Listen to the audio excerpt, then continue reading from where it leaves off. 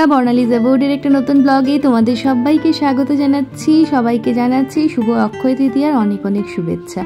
আজকে ঘুম থেকে উঠেই ডিম গুলে দিলাম, দুটো ডিম একটু পেঁয়াজ লঙ্কা দিয়ে গুলে নিয়েছি। কি অমলেট বানাবো আজকে। তাহলে কি ব্রেকফাস্টে অমলেট? না না, একদমই না। আজকে আলু দিয়ে অমলেটের একটা পাতলা ঝোল তৈরি করে নেব।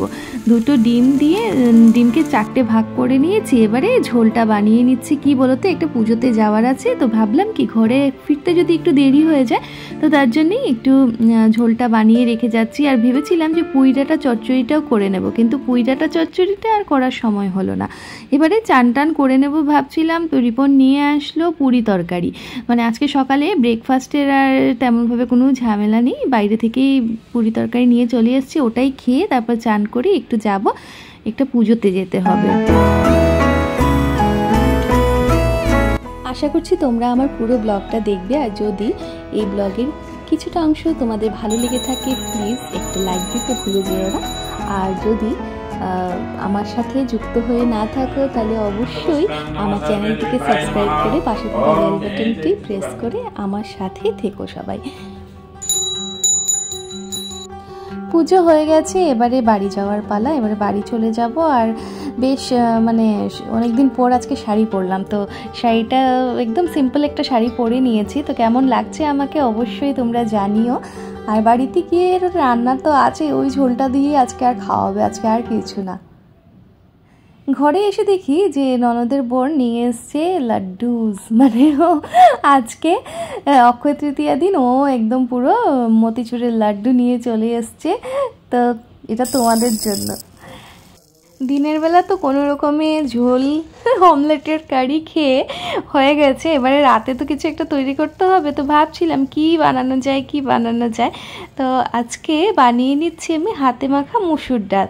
তো এই রেসিপিটা তৈরি করতে আমার বিশেষ করে যেটা মেইন ইনগ্রিডিয়েন্ট সেটা তো হচ্ছে মুসুর ডাল। আর ঘরে আমার একটাই ডিম ছিল, ঠিক আছে, মানে 3টে ডিম, সে সকালে 2টো দিয়ে তো অমলেট করে নিলাম দেখতেই পেলে, আর একটাই ডিম ছিল। আর এদিকে শাশুমা একটু আলুর দম করে নিচ্ছেন। এই যে ছোট ছোট বাদামের মতো যে আলুগুলো দেখতে পাচ্ছ না, এই আলুগুলো দিয়ে একটা আলুর দম তৈরি করে নেবেন। আর আমি ডালটাকে ভালোভাবে ধুয়ে টুয়ে একটু ভিজিয়ে রেখে দিয়েছি। কিছুক্ষণ ভিজিয়ে রাখলে তাহলে একটু সেদ্ধটা তাড়াতাড়ি হয়ে যাবে। আর যদিও আমার মানে বেশ অনেকটাই চিন্তা ভাবনা করতে করতে অনেকটা টাইম চলে গেছে। তো এবারে পুরো প্রসেসিংয়ের পালা। আমি যা যা ইউজ করছি এই হাতে মাখার ডালটা বানাতে, আমার পেঁয়াজ লাগবে, টমেটো লাগবে, আর কিছুটা আলু কুচি করে নিয়ে নিয়েছি, আর কাঁচা লঙ্কা। তার সাথে একটু নুন মিলিয়ে দিচ্ছি। নুনটা দিয়ে দেওয়ার পর তার মধ্যে দিয়ে দেব একটু সর্ষ তেল। আর এই সর্ষ তেলটা দিয়ে তারপরে ভালোভাবে একটু মেখে নিতে হবে। এই ডালটা কিন্তু খুব টেস্টি হয়, তোমরা বানিয়ে খেতে পারো, আর খুব সহজে তৈরি হয়ে যায়। আমি তো, তোমরা যারা আমার আগের ব্লগও ফলো করেছো তোমরা দেখতেই পেয়েছো, আমি কিন্তু বেশি মানে ঝোড় ঝামেলা রান্না আমার ভালো লাগে না। আমার হলো যা একদম চটপট তৈরি হয়ে যাবে সেটাই আমার পছন্দের আর কি। তো তার জন্য এবারে দেখো ভালোভাবে ডালটাকে সব কিছুর সাথে মিক্স করে একদম সুন্দরভাবে মেখে নিতে হবে। আর নুনটা প্রয়োজন মতো দিয়ে দিলেই হলো। যদি আবার একটু মনে হয় যে কম পড়েছে তখন পরে আবার দেওয়া যাবে, কোনো ব্যাপার না। তো ভালোভাবে দেখো ডালটাকে সুন্দর করে মেখে নিচ্ছি আমি।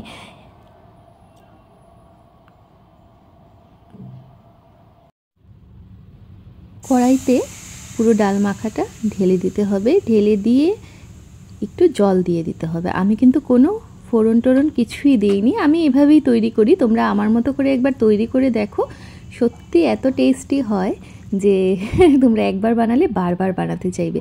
তো জলটা দিয়ে দিচ্ছি। জলটা অবশ্যই যখন দেখা যাবে যে জলটা টেনে গেছে অথচ ডালটা ঠিকভাবে সেদ্ধ হয়নি, তখন আরও একটু জল ইউজ করাই যেতে পারে।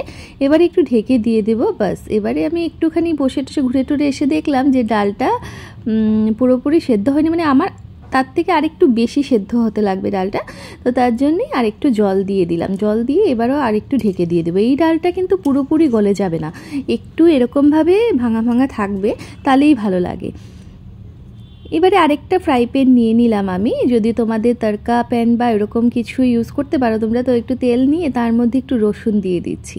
রসুনটাকে ভালোভাবে ভেজে নেওয়ার পর খুব সুন্দর যখন গন্ধ বেরোবে তখন তার মধ্যে দিয়ে দিতে হবে সেদ্ধ ডিম। আমি ডিমটাকে সেদ্ধ করে তারপরে একটু টুকরো টুকরো করে রেখেছি, তো ওটাই দিয়ে দিচ্ছি। বলেইছিলাম তোমাদেরকে যে ঘরে একটাই ডিম ছিল, তো সেই একটা ডিমই আমি এবারে তেলের মধ্যে ছেড়ে দিলাম।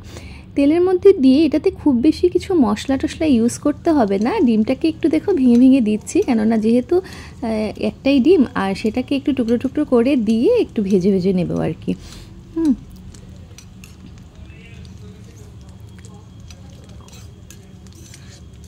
এইভাবে করে যদি ইউজ করা যায় তাহলে বেশ টেস্টি হয়। তোমরা আমি যেভাবে করছি সেভাবেই একবার বানিয়ে দেখো। এবারে একটু লাল লঙ্কার গুঁড়ো দিয়ে দিচ্ছি, আমি কাশ্মীরি লঙ্কার গুঁড়ো ইউজ করছি।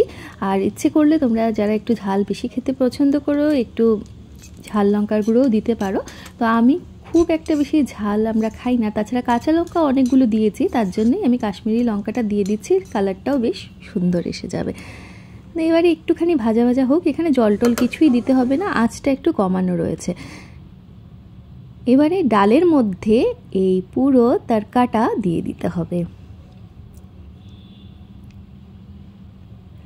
এত সুন্দর একটা রসুনের ফ্লেভার আসে না, খুব ভালো লাগে। আর আমার কাছে ধনেপাতা ছিল, ধনেপাতাটাকে আমি কুচি কুচি করে কেটে রেখে দিয়েছিলাম, তো সেটাই দিয়ে দিলাম। আর এবারে আমি আমার একটা টুইস্ট আর কি, সেটা হচ্ছে দারচিনিকে একটু গরম করে এর মধ্যে রেখে দেব, আর তার মধ্যে একটুখানি ঘি দিয়ে একটা স্মোকি ফ্লেভার আনার জন্য, জানি না কতটুকু কি স্মোকি ফ্লেভার আসবে, তবে এরকম করে কিন্তু যদি কয়লা টয়লা না থাকে তাহলে এভাবেও দেওয়া যেতে পারে।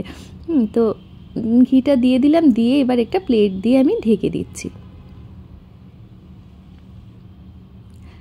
বাস রেডি হয়ে গেছে আমার হাতে মাখা ডালের রেসিপি। এবার তো রাতের ডিনারে আলুর দম আর তার সাথে হাতে মাখা ডাল, বাস আর কিছু চাই না, মানে জাস্ট খেয়ে দেখো তোমরা, এত টেস্টি। আজ অক্ষয় তৃতীয়ার দিন একটা সারপ্রাইজ পেয়ে গেলাম। কি বলো তো, এটা কি বলো, বুঝতে পারছো তোমরা? এটা হচ্ছে একটা কাঁথা, আর এই কাঁথাটা আমি একদমই কিনিনি, কিন্তু এত সুন্দর কাজ দেখে তোমরা হয়তো ভাবছো যে আমি কোথা থেকে কিনলাম এটা কিন্তু আমি কিনিনি। এটা কি বলো তো, এই পুরো কাঁথা স্টিচের কাজটা আমার শাশুড়ি মা করেছেন।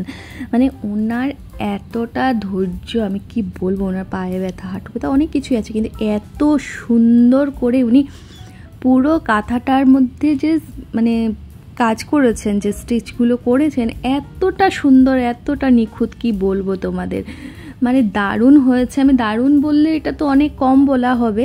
আর আমি কিন্তু ভাবতে পারিনি, আমি সেলাই করতে দেখেছি, কিন্তু আমি তো ভাবতে পারিনি যে এটা আমাদের জন্য। আমি ভেবেছি যে হয়তো তৈরি করছেন, আগেও একটা করেছিলেন, তো এটা আগেরটার থেকেও আরও সুন্দর হয়েছে। আর প্রত্যেকটা দেখতে পাচ্ছ এক একটা এক এক ধরনের ডিজাইন, এক একটা মানে ইয়ের মধ্যে এক এক ধরনের ডিজাইন করা আছে, এতটা সুন্দর হয়েছে। তোমাদের যদি ভালো লাগে তো তোমরা আমাকে কমেন্টসে অবশ্যই জানিও। এতটা সুন্দর, আমার এত খুশি লাগছে কি বলবো, আজকে এটা গায়ে দিয়েই শুভ।